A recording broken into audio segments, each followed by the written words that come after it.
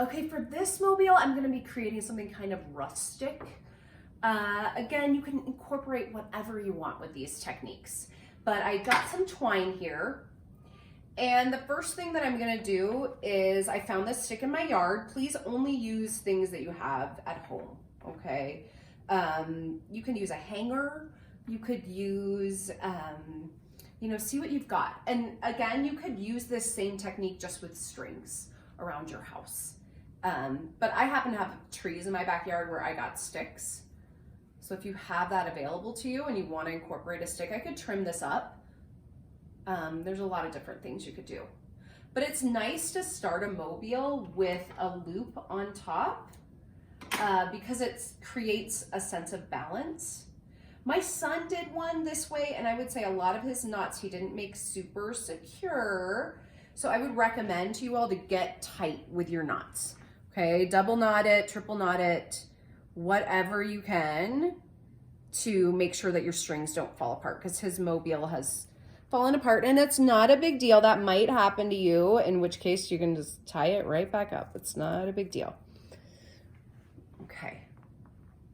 So I can trim these, and I think I'll do that later, but I could trim up these little pieces. I'm not gonna make a loop right now. Ultimately, you could make a loop like this, that I said I'm not gonna do. But I can always loosen it up and change it. But then you can kind of figure out how your mobile's balancing and get it to right to the center once you've got your mobile all balanced. Okay, so you kind of do that step, but I'd kind of recommend waiting. Okay, now I've got some cranes here, and I'm gonna be using strings. I think I'm gonna do one right in the middle to begin with. And one of the cool things about mobiles is creating balance. And how do you create balance? And balance happens through symmetry, meaning that if it's the same on either side.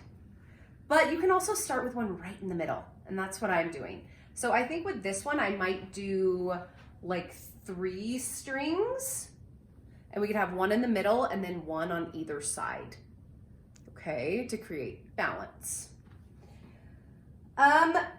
You can use staples, you can use tape. You can, as I showed in the other video, sew it through using knots. You can use your creativity, okay? So just have fun with it. Now, for this one, I am going to show you how to use a piece of tape. Sean, will you zoom in a little bit? So I'm kind of opening up the tail of my crane, and I've got a clear piece of tape here.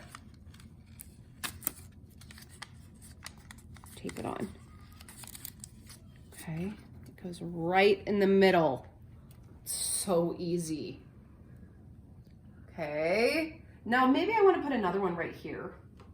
I think I'll continue with the tape because I want to show this staple method does work, but what again I found with my sons is that the tape stays a little bit better.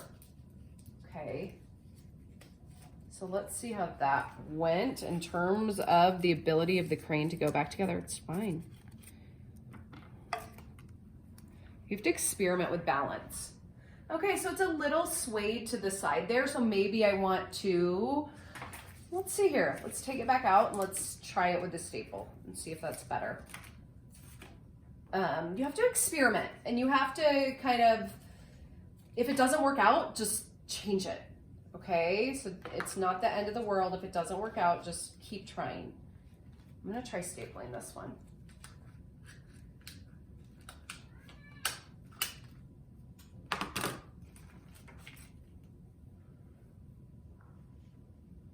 Let's get those wings up. These are some origami that Jack folded, my son. You know, it's not perfect again, so I might still need to make some adjustments. Maybe I want to also tape it down here. Ooh, I'm gonna try that.